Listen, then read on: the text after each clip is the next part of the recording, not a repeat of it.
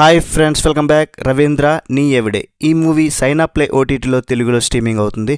రవీంద్ర నీ ఎవడే అంటే రవీంద్ర నువ్వెక్కడ 1 hour 40 minutes ఉన్న ఈ మూవీని ఇది క్లీన్ యూ సర్టిఫికేట్ ఫిల్మ్ మీ ఫ్యామిలీతో కలిసి హ్యాపీగా చూడొచ్చు. అడల్ట్ కంటెంట్ ఎక్కడ లేదు. మరి మూవీ చూసాక నాకైతే సైనా ప్లే ఈ ఓటీటీలో వచ్చిందంటే ఫిక్స్ అయిపోవాలి భయ్య. రాడ్ అని ఏమి రాడ్లు దింపుతున్నారా నాయన.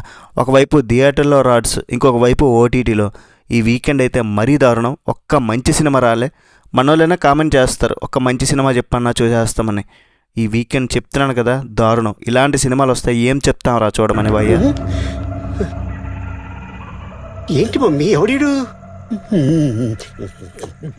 నిజంగా ఈ సినిమా నుండి సర్వైవ్ అయితే చాలు అని అప్పటికి స్కిప్ చేసి ఫార్వర్డ్ చేసి చూసినా సరే తలనొప్పే తగ్గలే. ఇంకా టార్చర్ కూడా హద్దు ఉంటుంది. వచ్చే ప్రతి మలయాళం మూవీ అన్నీ కూడా బాగుంటాయి అని మనం అనుకోవడం తప్పు. అండ్ మనం చూస్తున్నామని వాళ్ళు డబ్ చేయడం కూడా కరెక్టా? రవీంద్రన్ ఎవడీడు మమ్మీ ఎవడీడు అన్నట్టుంది. ఏంటి మమ్మీ ఎవడీడు?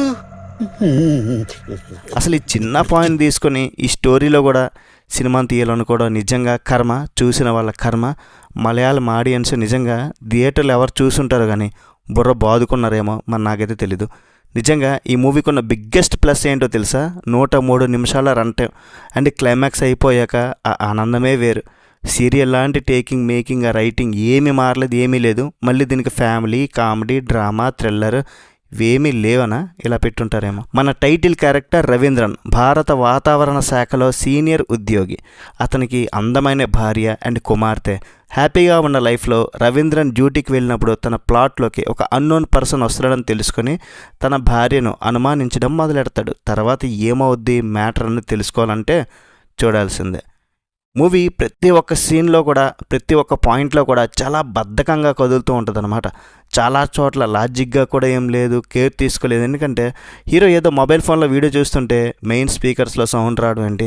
ఈ సినిమా ఎలా ఉంటుందని తెలిసి, ఇలా ఉంటుందని తెలిసి ఎన్ని ఎడిట్స్ లేపరేమో తెలియదు కానీ 1.5 hour వరకు ఎడిట్ చేసిన ఎడిటర్స్ని అయితే మెచ్చుకోవాలి. ఎందుకంటే 2 గంటల సినిమా ఉంటే నిజంగా శవాలు లేచిపోయి ఉండేవి. ఓటీటీలో కూడా అదే పరిస్థితి. ఒకే సీన్ని ఎన్నిసార్లు చూపిస్తారా నాయన, తిప్పి తిప్పి అక్కడే తిప్పుతుంటారు. ఇంకా మలయాళం ఆడియన్స్ కూడా నచ్చుండదు, వాళ్ళు దొబ్బుంటారు. మళ్ళీ మన తెలుగు వాళ్ళు కూడా దబ్బాలంట, అందుకే రిలీజ్ చేసినట్టున్నారు. ఇక మీ ఇష్టం, ఇంకా చెప్పడం కూడా టైం వేస్ట్. ఎందుకన్నా రేటింగ్ 1/5, ఎందుకంటే ఎంతకన్నా తక్కువ ఇవ్వడానికి ఏమీ లేదు. మరి ఫైనల్గా చూడాలో డిసైడ్ చేసుకోండి. నెక్స్ట్ వీడియో మళ్ళీ కలుద్దాం. వీడియోని వస్తే లైక్ కూడా వేసుకోండి. బై బాయ్, జై హింద్.